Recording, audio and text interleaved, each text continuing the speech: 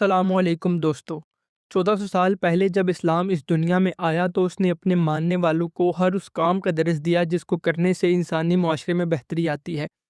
شجرکاری بھی ان سنہری احکامات کا حصہ ہے جو پیغمبر اسلام صلی اللہ علیہ وآلہ وصحبہ وسلم نے اپنے ماننے والوں کو دیے۔ آپ صلی اللہ علیہ وآلہ وصحبہ وسلم کا ارشاد عالی شان ہے کہ اگر قیامت کی گھڑی آ جائے اور تم میں سے کسی کے ہاتھ میں پودا ہے اور وہ اسے لگا سکتا ہے تو لگائے بغیر کھڑا نہ ہو۔ اس حدیث سے اس بات کا اندازہ لگایا جا سکتا ہے کہ شجرکاری کرنا کتنا ضروری ہے۔ اسی فرمان کے پیش نظر اور انسانیت کی خیر خواہی کے جذبے سے سرشار ہو کر تحریک آگاہی پاکستان گجرات شہر کے مختلف مقامات پر شجرکاری کی خدمات سر انجام دے رہی ہے۔ طلباء اس مہم میں بڑھ چڑھ کر حصہ لے رہے ہیں۔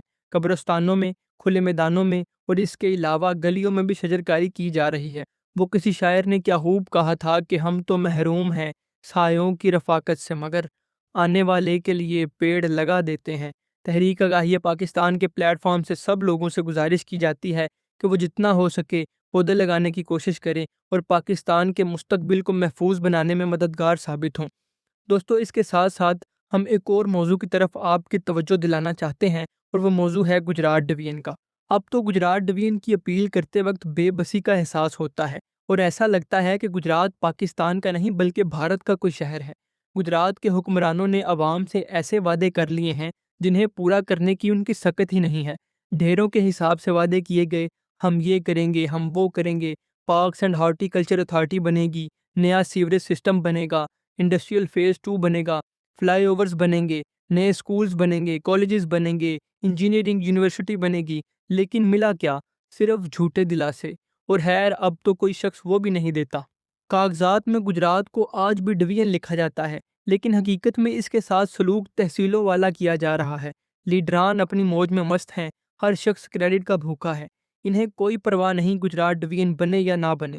اور رہی بات عوام کی تو وہ معاملات زندگی میں اتنا الجھ چکے ہیں کہ کسی قسم کی آواز بلند ہوتی نظر ہی نہیں آتی۔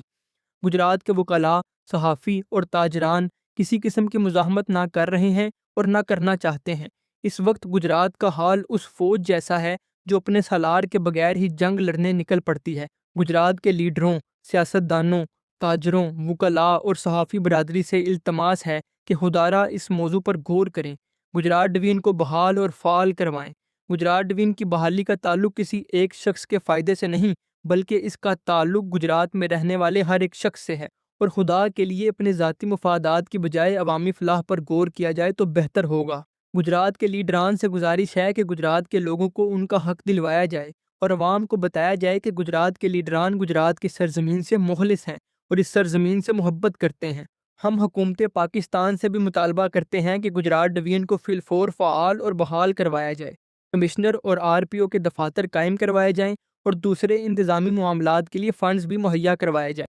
یہ گجرات کے لوگوں کا حق ہے اور ریاست کی ذمہ داری ہے کہ اس کا شہری کبھی بھی اپنے حق سے محروم نہ رہے۔